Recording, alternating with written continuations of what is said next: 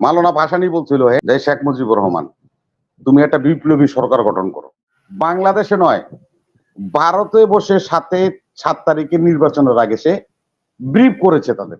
2G যে সম্মেলন হয়েছে, সেই সম্মেলনের প্রধান উদ্যোক্তা মাসুদ বিন মোমেন ভারতের মাটিতে বসে এই 7 তারিখে নির্বাচন করার জন্য আমেরিকাকে প্রেশার ক্রিয়েট করেছে। মামলা নিয়ে যে কথাটা আপনি এখানে উত্থাপন করেছেন, এটা একটা সিগনিফিকেন্ট একটা বিষয়, স্পর্শকাতর বিষয়। একটা হত্যা মামলাকে স্টাবলিশ করতে হলে আপনাকে প্রাইমারি স্টেজগুলি পার হতে হবে। এত সোজা না।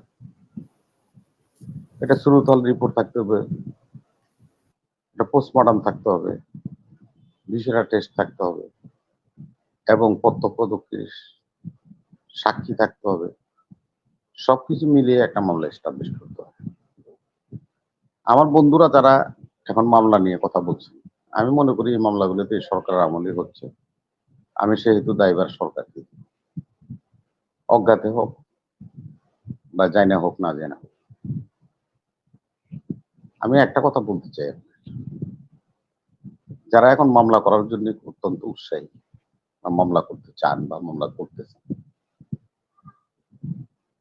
এই মামলাগুলি কিন্তু আপনাদের জন্য বুমেরাং হবে। বুঝে না বুঝে আপনারা এগুলো করতেছেন। আমি বলি আপনারা এটা থেকে নিবৃত্ত হন। ছোট্ট একটা কথা বলি আপনার শুনুন। বসনি হার্জেগোভিনাতে যে গণহত্যা চলেছে, কাদ্রিজ এবং মিলিসেভিক দুজনেই কিন্তু আন্তর্জাতিক আদালতে দোষী সাব্যস্ত হয়েছে এবং এখন কারাগারে আছে। দেখবেন আপনি জার্মান যুদ্ধের এখনো যারা বেঁচে আছে বা পাওয়া যাইতেছে, তাদেরকে কিন্তু আন্তর্জাতিক আদালত থেকে শাস্তি দিতে হচ্ছে। আমাদের বন্ধুদেরকে বুঝতে হবে, রাষ্ট্রকে বুঝতে হবে, আমাদেরকে বুঝতে হবে, যেখানে জাতিসংঘ সরাসরি বাংলাদেশে যেই ঘটনাগুলি 5ই আগস্ট পর্যন্ত ঘটেছে, তাকে জাতিসংঘ বলছে যে এটি গণহত্যার সামিল। যে কথা হাসনাত ভাই বলেছে যে শিশুরা ও হত্যার শিকার হয়েছে, সেহেতু এটা গণহত্যার সামিল। জাতিসংঘের যে টিম 3 সদস্য এসেছিল এবং পূর্ণাঙ্গ সদস্য মনে দেন এসে গিয়েছে বাংলাদেশে, ওনারা এটা পুঙ্খানুপুঙ্খানুভাবে তদন্ত করছে। যদি প্রমাণিত হয় 5ই আগস্ট পর্যন্ত বাংলাদেশে গণহত্যা পরিচালিত হয়েছিল, তাহলে তো আপনাদের মামলা করার কোনো দরকার নাই। এই গণহত্যার সাথে যিনি নির্দেশ দিয়েছেন, যারা সরকারে ছিলেন, যারা প্রশাসনে ছিলেন বা নির্দেশ পালন করেছেন অবৈধ নির্দেশ, তাদের সকলকে আন্তর্জাতিক আদালতের সম্মুখীন হতে হবে এবং আপনারা ইচ্ছা করলেও কেউ বেঁচে থাকতে পারবেন না। সেহেতু মামলা পাবলিকলি না করে জাতিসংঘের যে টিম আমাদের বাংলাদেশে এসেছে, যারা এই গণহত্যার তদন্ত করছে, প্রয়োজনে তাদেরকে আপনারা সহযোগিতা করেন, গণহত্যার আলামত নমুনাগুলি তাদের কাছে পেশ করেন, তাহলে আর মামলা নিয়ে আমাদের আর এত ভাবতে হবে। আমাদের দেশে একটা প্রবাদ আছে, সেটা মারো তো হাতি, লুটো তো ভান্ডার। আরে বিএনপির অদম কর্মীরা 17 বছর বনে জঙ্গলে থেকেছো, মশার কামড় খেয়েছো, গুমের শিকার হয়েছ, নির্যাতনের শিকার হয়েছ, কারাগারে বছর পর বছর কারাগারে থাকতে হয়েছে। এর অধম বিএনপির নেতা কর্মীদেরকে আমি বিনয়ের সহিত অনুরোধ করব, 17 বছরের যে ক্ষতি 6 দিন 7 দিনে তা উসুল করা যায় না। ধৈর্য ধরো, অপেক্ষা করো। যে কথা আমার পার্টির চেয়ারম্যান তারেক রহমান বলেছে, সেটা ফলো করো। হিংসা দিয়ে, বিদ্বেষ দিয়ে নয়, উদারতা দিয়ে মানুষকে কাছে টেনে নাও। এই ডায়লগটাই একটা বিএনপি কর্মীর জন্য যথেষ্ট। আজকে আমি দেখলাম বাংলাদেশের সংবাদপত্র পরিষদের নেতারা আমাদের প্রধান উপদেষ্টার সাথে সাক্ষাৎ করেছে। নেতৃত্বকে দিল প্রথম আলো আর ডেইলি স্টার। সেখানে মাহমুদুর রহমানের মতো লোক নাই, সংগ্রামের সম্পাদক আসাদ নাই, সেখানে গেছে কে? ভারতের রয়ের টাকায় পরিচালিত প্রথম আলো আর ডেইলি স্টার পত্রিকার দুই ভাই। এগুলিও আমাদেরকে দেখতে হচ্ছে। আজকে গার্মেন্টস সেক্টরে যে অস্থিরতা সৃষ্টি হয়েছে, গার্মেন্টসের যারা মালিক তাদেরকে আমি স্মরণ করিয়ে দিতে চাই, শহীদ রাষ্ট্রপতি জিয়াউর রহমান এই গার্মেন্টস এই দেশে নিয়ে এসেছিল। আপনারা এই কথাটা স্মরণ রাখবেন। টিপু মুন্সি, কোচি, সালাম মুর্শিদি, এই নজরুল, একে আজাদ, আপনাদের সাভার এবং গাজীপুরে আপনাদের সকল স্থাপনা এবং গার্মেন্টস, এই সরকারের পক্ষ হয়ে আপনারা এই গার্মেন্টস শ্রমিকদেরকে মদত দিচ্ছেন এবং সরকারকে উৎখাত করার পায়তারা করছেন। আবার ব্যবসায়ী সেজে প্রধান উপদেষ্টার সাথে বৈঠক করছেন, সহমর্মিতা প্রকাশ করছেন। এই সমস্ত বনিতা আমরা বুঝি, আমরা রাজনীতি করি। সাবধান হয়ে যান নজরুল, সালাম মুর্শিদিরা, কোচিরা, একে আজাদরা। জনগণ যখন ফুসে উঠবে, ছাত্ররা যখন ফুসে উঠবে, এই সমস্ত শিল্প প্রতিষ্ঠান নিয়ে পালানোর সুযোগ পাবেন না, নিজের পিঠের চামড়া থাকবে না। এই সমস্ত কনস্পিরেসি ষড়যন্ত্র বন্ধ হতে হবে। আজকে পররাষ্ট্র সচিব মোমেনের কথা বলেছে, মাননীয় প্রধান উপদেষ্টা এবং উপদেষ্টা পরিষদের সকল সদস্য এবং আমাদের সাকওয়াত ভাই আমাদের সাথে টকশো করবে। আপনারা সবাই জানেন এই মাসুদ বিন মোমিন 100 দেশের রাষ্ট্রদূতদের নিয়ে বাংলাদেশে নয়, ভারতে বসে 7 তারিখে নির্বাচনের আগে সে ব্রিফ করেছে তাদেরকে।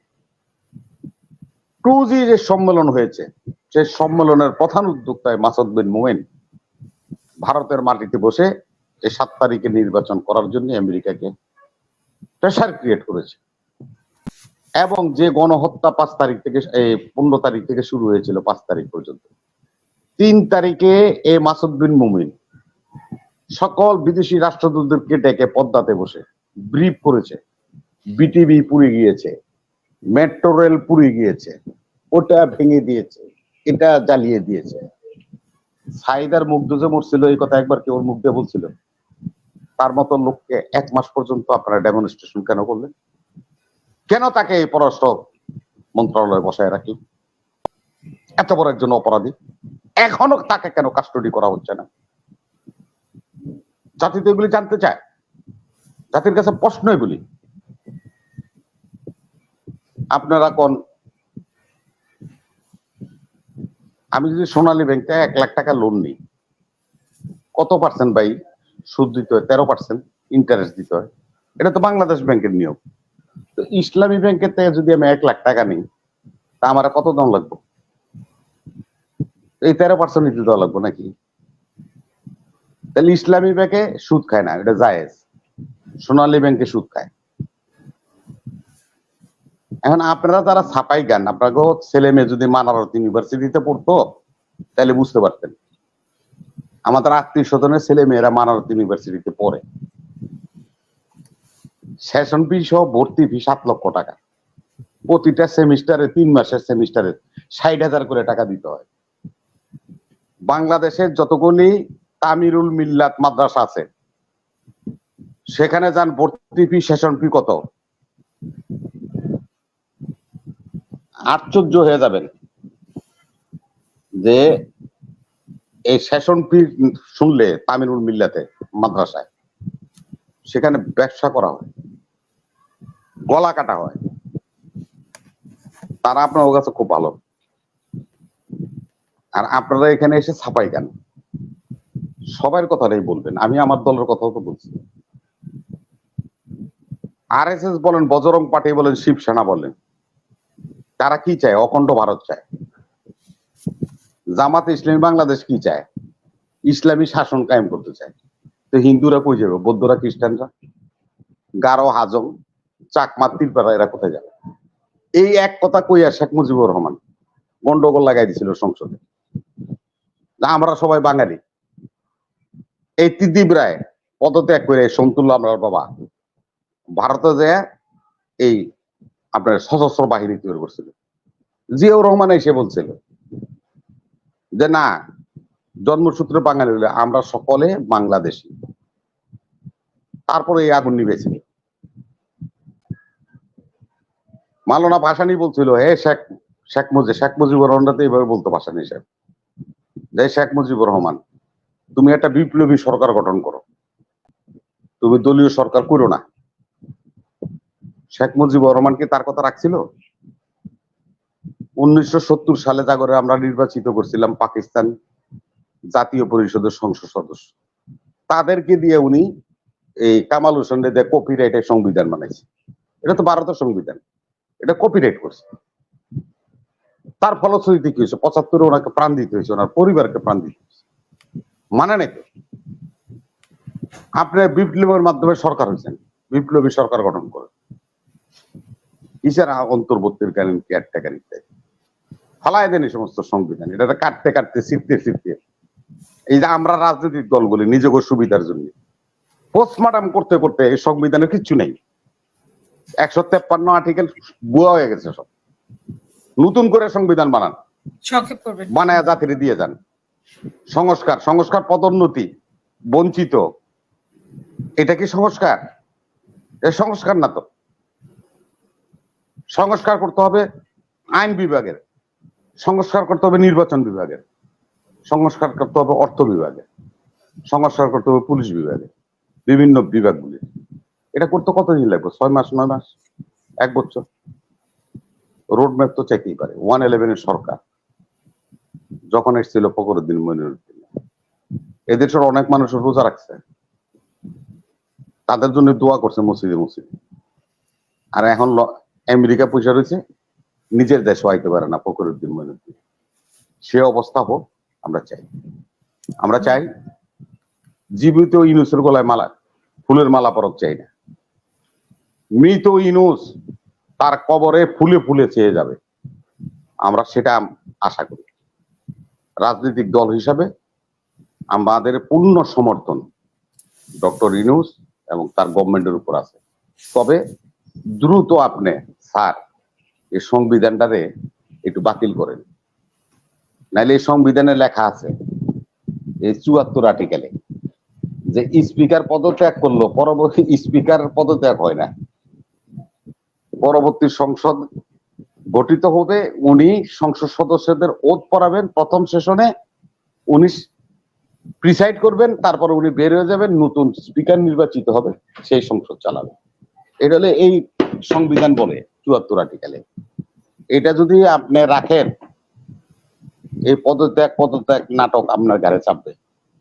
আপনি নিজে ক্ষতিগ্রস্ত হবেন, রাষ্ট্র ক্ষতিগ্রস্ত হবে। এই সায়েদ মুগ্ধরা হাজার হাজার মানুষ যে রক্ত দিয়েছে, তাদের রক্ত বৃথা হয়ে যাবে। আজকে যারা ক্ষমা করছেন তাদেরকে স্মরণ করিয়ে দিতে চাই, ক্ষমা কোথায় করবেন? যেভাবে বলি না কেন, নাজমুল ভাই, আসনাদ ভাই, যেভাবে ঘুরায় গাড়ায় পেঁচায় বলেন, এদেশের স্বাধীনতা যুদ্ধের ইতিহাস লিখতে গেলেন জামাত ইসলামকে নিয়ে প্রশ্নবিদ্ধ। মিস্টার শফিকুর রহমান, আপনি স্বাধীনতা যুদ্ধে পক্ষের শক্তি নয়, যে অপকর্ম করছেন তার জন্য জাতির কাছে ক্ষমা চান। আপনি মাফ করবেন কি? মুগ্ধর বাবা ছেলে হারাইছে, সাইদ তার বাবা তার ছেলে হারাইছে, আপনি মাফ করে দেন। আপনি কাকে মাফ করেন? আগে আপনি ক্ষমা চান, স্বাধীনতা যুদ্ধের সময় আপনাদের ভূমিকা নিয়ে জাতির কাছে ক্ষমা চান, তারপরে বড় বড় কথা বলবেন। না হলে রাজনীতির হিসাব অন্যরকম, সেটা আপনি বুঝতে পারবেন। ধন্যবাদ।